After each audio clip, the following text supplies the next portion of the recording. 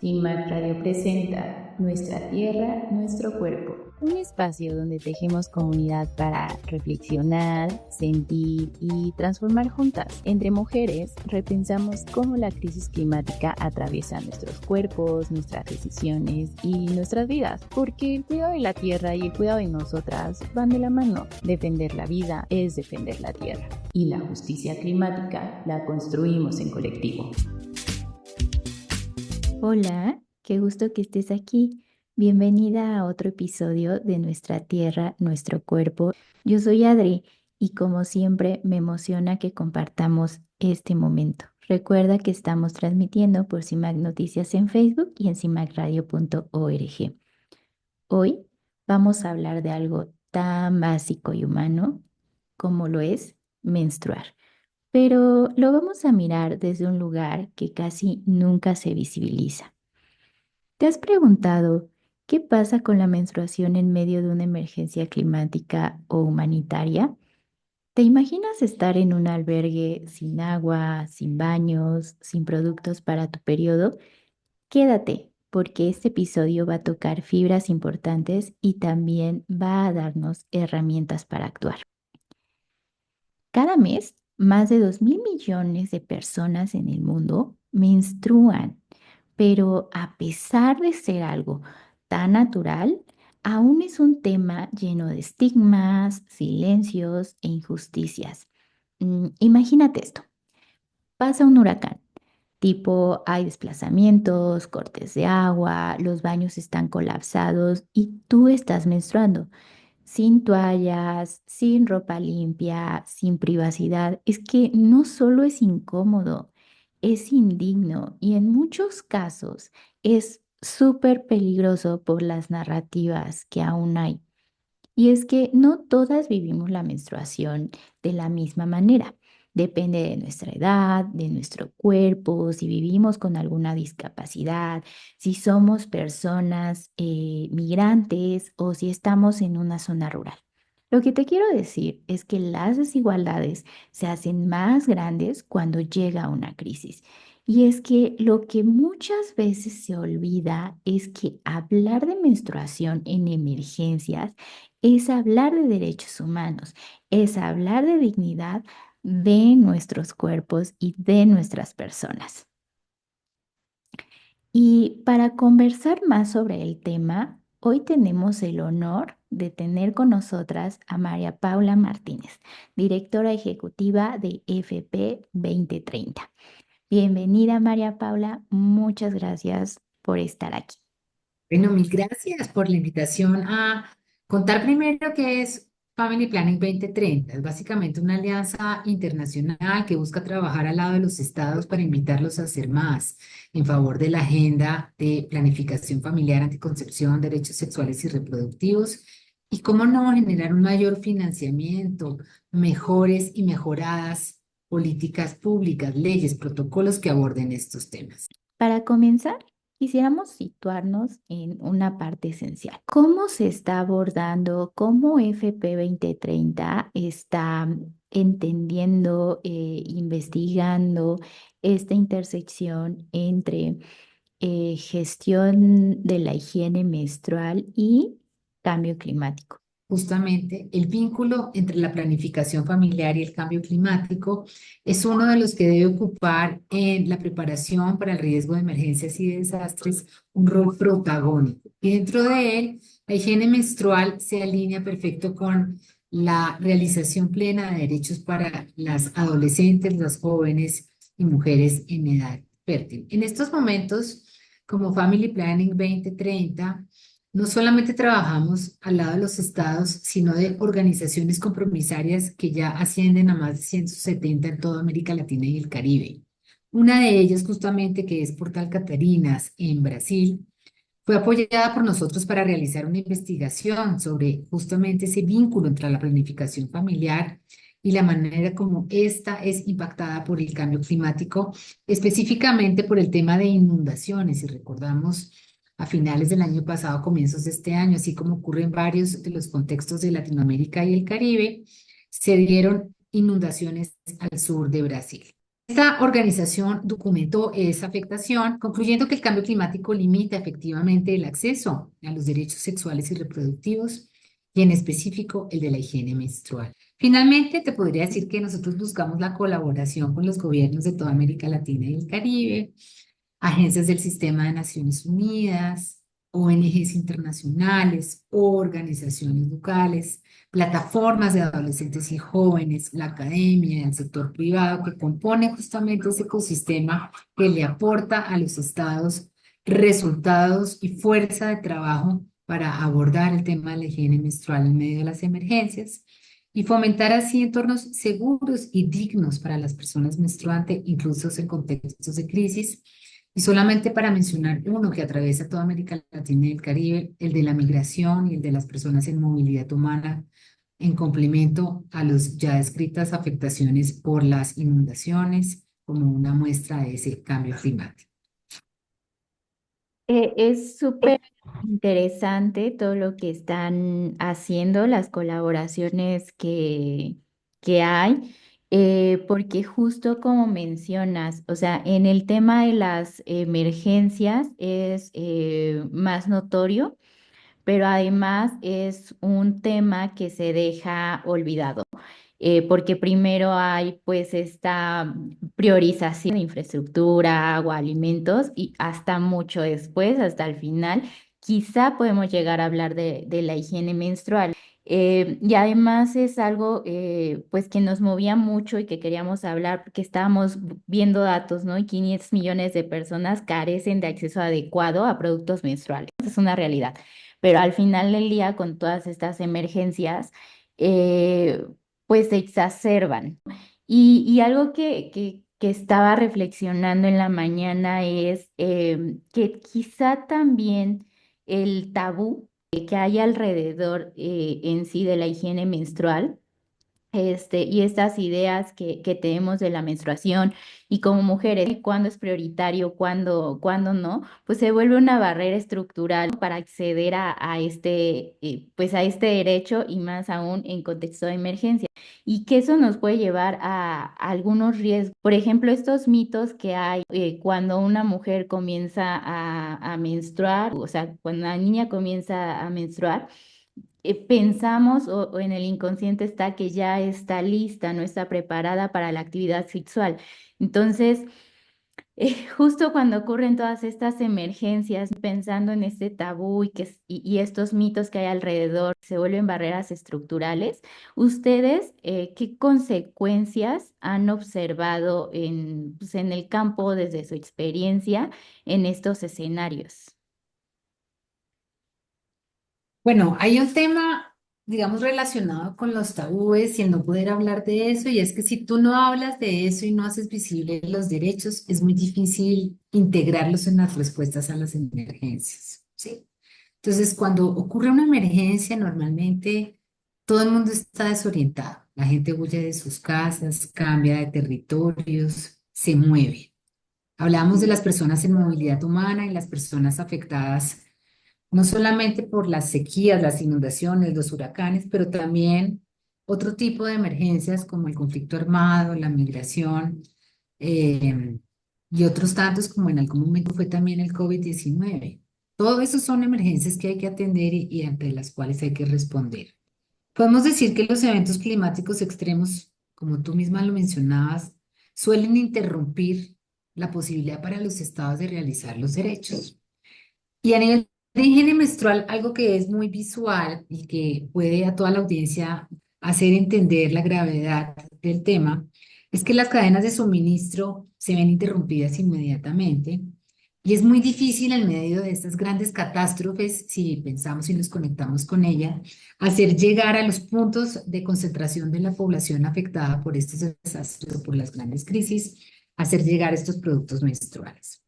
Normalmente los estados deberían tener stock, ¿sí? De emergencias para poder hacer llegar, junto con una carpa o un kit de alimentos, kits de higiene, ¿sí? Kits de higiene menstrual que puedan hacer ver que las adolescentes, sobre todo, y las jóvenes son tenidas en cuenta como una población objeto importante y prioritaria en medio de las emergencias.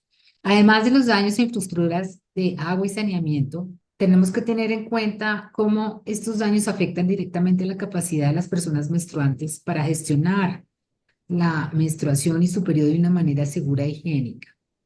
Aquí tengo unos datos interesantes en España, un estudio publicado en agosto del 2024 que reveló que más de la mitad de la población mundial, aproximadamente 4.400 millones de personas, carecen de acceso a agua potable, y esta cifra duplica las estimaciones previas de la ONU, así como destaca la gravedad del problema. No tener acceso a agua segura o no tener espacios e infraestructuras seguras dificulta la realización del derecho a la higiene menstrual. En comunidades rurales o desplazadas, como hablábamos anteriormente, esta situación pues genera un estrés muy grande, vergüenza, infecciones y exclusión. Tú hablabas de los tabúes y efectivamente en mi carrera humanitaria tuve la oportunidad en medio de la respuesta regional en Latinoamérica a la población migrante, sobre todo en un mayor porcentaje la población migrante proveniente de Venezuela, de entrar en contacto con adolescentes a las cuales yo les preguntaba qué hacían para gestionar su periodo en medio de cambiar y estar recorriendo todo Latinoamérica. Muchas de ellas, al no encontrar productos menstruales, tenían que usar ropa, sí, que desechaban a lo largo del camino. Usaban papel periódico, papel higiénico si había sido entregado como parte de un kit de emergencia por alguna organización a su paso. Lo que sí es verdad es que aquí, y sobre todo cuando uno piensa en un país como Colombia, del cual soy originaria, el 94% de las mujeres de bajos ingresos o en situación de pobreza extrema, que normalmente son las que terminan siendo afectadas o triplemente afectadas, sí, son pobres, son afectadas por dinámicas de conflicto armado, y a los lugares en donde llegan y se refugian ocurre un desastre. Eso es lo que llamamos como una triple afectación. Ellas no pueden adquirir toallas higiénicas, y finalmente, cuando tú pides, es como casi pedir un método anticonceptivo. Te da como igual de vergüenza pedir una toalla, ¿no? O una copa menstrual, que ir a comprar un preservativo en la tienda. Por eso es fundamental incluir la higiene menstrual en todos esos planes, como tú mencionabas, con un enfoque interseccional y de justicia social. Sí, y justo en la entrevista pasada, UNFPA era uno de las que nos hablaba de estos kits de dignidad en donde se incluían algunos productos menstruales. Este, y pensando en esto y como tú nos mencionas, o sea, al final las mujeres usan lo que está a su alcance o lo que les llegan a brindar algunas organizaciones, organismos internacionales. ¿Qué mecanismos tal vez deberían existir para, pues, prevenir esto en la primera línea de respuesta? Porque estoy pensando que tampoco tenemos mapeado, o sea, después del desastre, cuántas mujeres, adolescentes, niñas llegan a los hospitales o a los centros de salud por infección del tracto urinario o una vaginosis bacteriana. Entonces, pues, ¿qué mecanismos deberíamos tener? ¿Qué es lo que deberíamos estar trabajando o haciendo para poder responder? Mil gracias por tu pregunta. Pienso, lo primero es reconocer que la higiene menstrual, el derecho a la higiene menstrual es un derecho humano.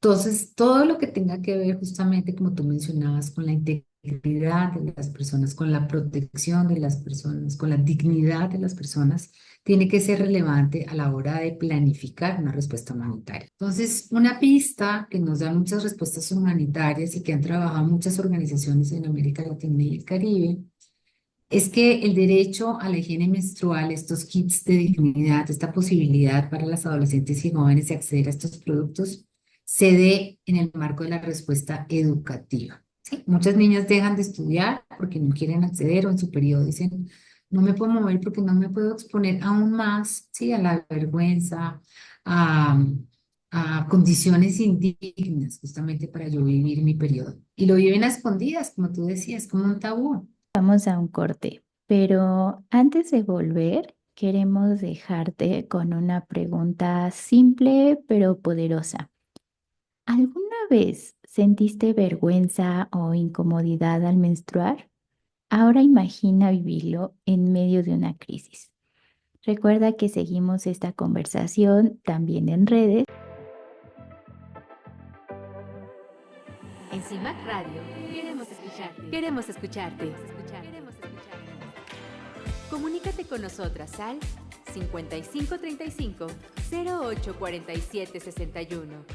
5535 0847 61.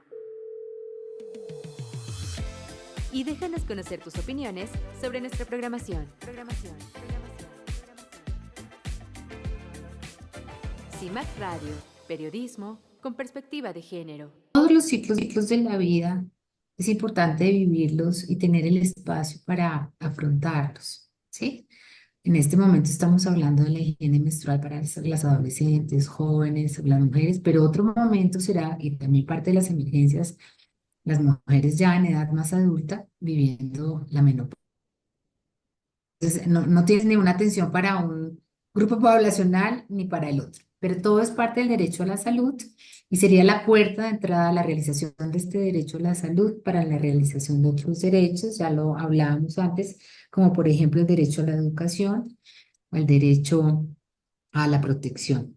Hay un ejemplo que yo siempre tengo como en mente, que es una respuesta humanitaria que dio ONU Mujeres en febrero del 2023, donde ellos donaron más de 5.000 kits de higiene menstrual para apoyar a mujeres afectadas por los incendios forestales en Chile, garantizando el acceso a estos productos durante 2 meses para 2.500 mujeres en todas las regiones afectadas. Ellas, sí, y todas las colegas y los profesionales que estaban a cargo de esta respuesta le dieron un lugar privilegiado a este tema. Es decir, ese es un ejemplo de sí se puede. Un ejemplo en construcción, es decir, estamos trabajando para que se pueda en algún momento, es en Panamá, donde tiene su sede Family Planning 2030 Latinoamérica y el Caribe. Una de nuestras organizaciones compromisarias que se llama Palabras Poderosas hace un trabajo muy lindo de advocacy y de incidencia justamente para que se integre de manera gratuita el acceso a estos productos, sobre todo en las emergencias. Y ellas comenzaron este trabajo y fortalecieron, digamos, su apuesta, sobre todo viendo a miles de personas pasando por el Darién, la selva del Darién, para llegar hasta Panamá y lograr llegar luego a usar varios países de Centroamérica para finalmente terminar en México, Estados Unidos o Canadá. Así que desde la raíz, yo pienso que podemos planificar, podemos en los presupuestos generar este tipo de líneas de financiamiento para la compra de estos kits. Y tenemos que prever espacio en las bodegas en donde muchas organizaciones guardan estos stocks para que estos kits tengan cabida y efectivamente se entreguen cuando las adolescentes, las jóvenes y todo aquel que lo requiera, pues lo pueda utilizar. Me llama mucho la atención porque creo que son respuestas aisladas, justo en la pandemia, que también se interrumpen una gran cantidad de servicios. Tuvimos un diálogo con gobiernos de distintos países de Latinoamérica y en Chile, o sea, cuando hablábamos de los derechos sexuales, decían como que es que no habíamos reflexionado eso, ¿no? Y una diputada local empezó a repartir kits de menstruación durante la pandemia, porque pues también es algo que, o sea, se caen las economías, las personas dejan de adquirir ciertos productos y hay algunos que pensamos que no son prioritarios, ¿no? Entonces, me parece eso muy interesante, que son como lucecitas aisladas y que debemos dar mayor visibilidad a estas buenas prácticas, porque como dices tú, sí se puede, ¿no? Em, y justo, o sea, también en algún momento hablábamos del financiamiento, de que debe ser sostenible, pero además después le agregamos otro componente, ¿no? Que debe ser etiquetado. ¿No? Si no hay una etiqueta de los presupuestos de los gobiernos o tal vez de donantes, organismos multilaterales, pues no se prioriza ese tema, ¿no? Y nos gustaría pues ahondar un poco más en eso, o sea, ¿qué rol piensas tú que deberían jugar los gobiernos, los donantes? Número uno, para decir si necesitamos un presupuesto etiquetado para este tema y número dos, para priorizar este tema en la agenda climática. Pues pienso que primero la invitación es a entender el escenario, el panorama de la financiación global a nivel humanitario que incluye el derecho a la salud. En este momento estamos en una gran crisis de financiamiento para los derechos a la salud y estas agendas, sobre todo de la planificación familiar, la anticoncepción y el acceso pleno a los derechos sexuales y reproductivos, se ven más que nunca amenazados. Cuando eso pasa, las voces, sobre todo que vienen de quien ha trabajado y cree en estos temas y ha hecho incidencia al lado de los estados para que los programas se mantengan, para que el financiamiento crezca y no se detenga, para que las palabras higiene menstrual en muchos planes de respuesta humanitaria no sean borradas, así como se borran sistemáticamente desde hace un tiempo las palabras género, comunidad LGBTIQ+, interseccionalidad, ayudar a quien más lo necesita, pues esas palabras tienen que volver a aparecer como parte de nuestra narrativa y como parte de la visibilización de los principales efectos que el cambio climático tiene en el derecho a la salud. La incidencia que podemos hacer con los gobiernos y con los donantes para un mayor financiamiento, pensaría, y es así como Family Plan 2030, Latinoamérica y el Caribe la concibe, debe hacerse desde la voz de los adolescentes y jóvenes. Esos testimonios que yo estaba compartiendo el día de hoy son muy poderosos y son los que finalmente logran que un Estado reaccione viendo a sus ciudadanos en necesidad, ¿sí? Y con la responsabilidad que tienen de atender aún y comenzando por las crisis, la realización plena de derechos. La gran lucha, pienso, ahorita con el tema de salud es conservar los presupuestos que hay, al menos, y no perderlos. ¿Sí? Y lograr atraer nuevos inversionistas. Entonces, es responsabilidad de todos seguir mostrando esos efectos, seguir consiguiendo testimonios y persuadiendo a los tomadores de decisión a que reaccionen en nuestro favor. Para eso necesitamos más datos, datos que sean fieles. Si tú ves, estos temas no están totalmente documentados. Ejemplo, el precio, la regulación de precios para estos artículos en ciertos contextos, ¿sí? Porque finalmente quien entrega un kit lo tiene que comprar antes. Entonces, ojalá quienes producen estos productos pues también tuvieran en cuenta, ¿sí? Esos compradores que posiblemente son los primeros respondientes para llegar a la población que más lo necesita, porque saben que es en favor de una buena causa. Pero nunca se mejorará el sistema si todo el mundo quiere enriquecerse, ¿sí? Y solamente dejar casi que los productos de higiene menstrual como un producto suntuario a disposición de solo algunos que lo puedan adquirir.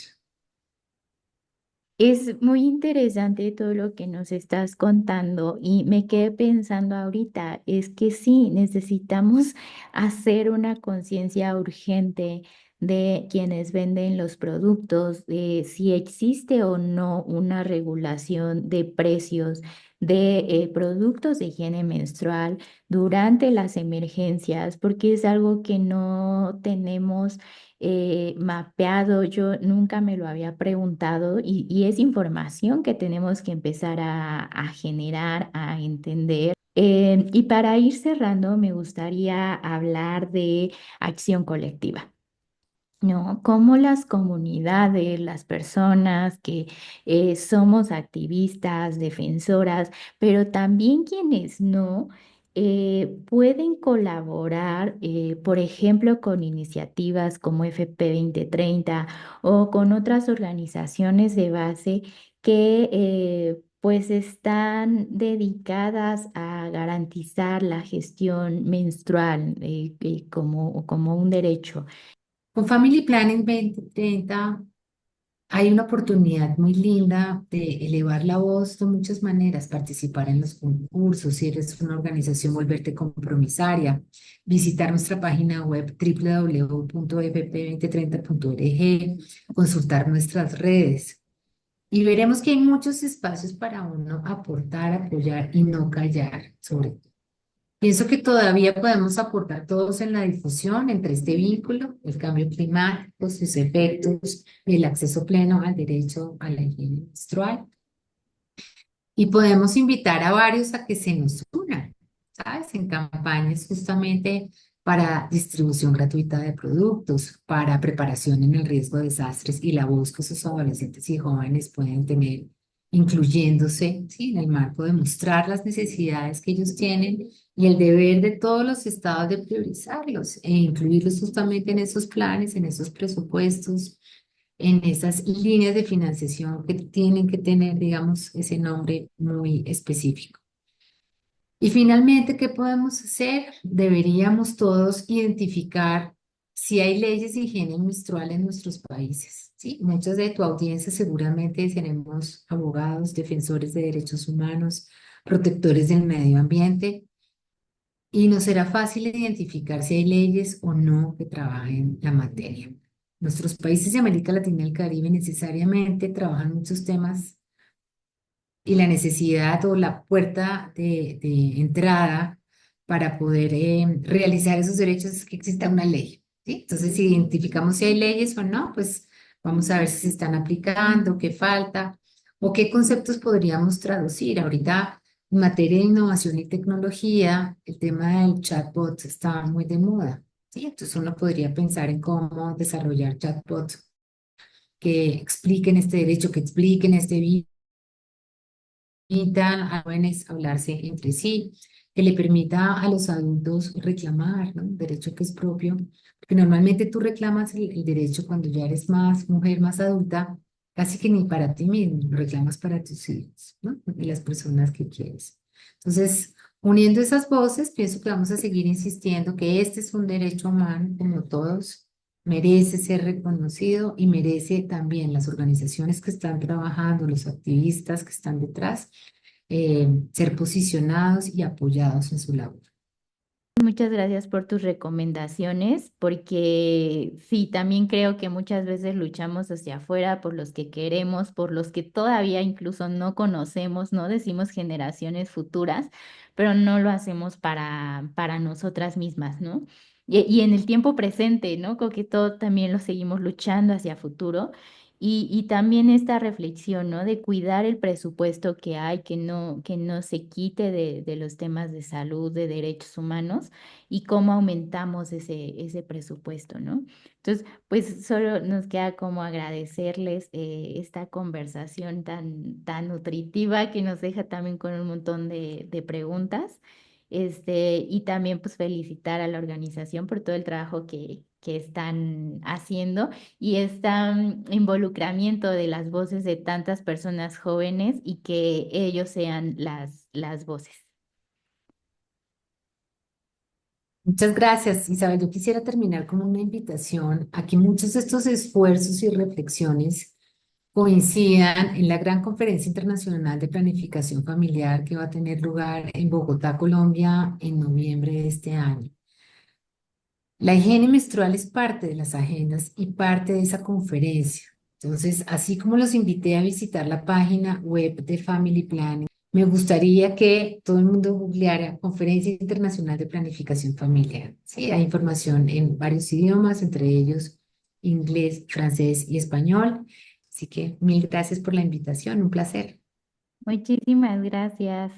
Y con esto cerramos el episodio del día de hoy. Muchas gracias por estar aquí, por darte este espacio para informarte, cuestionar, repensarnos y sobre todo acompañarnos en tiempos de crisis climática.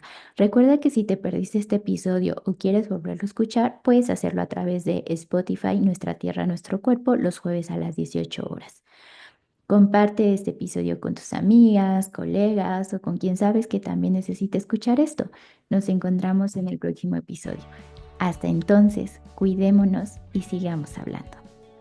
CIMAD Radio presentó Nuestra Tierra, Nuestro Cuerpo.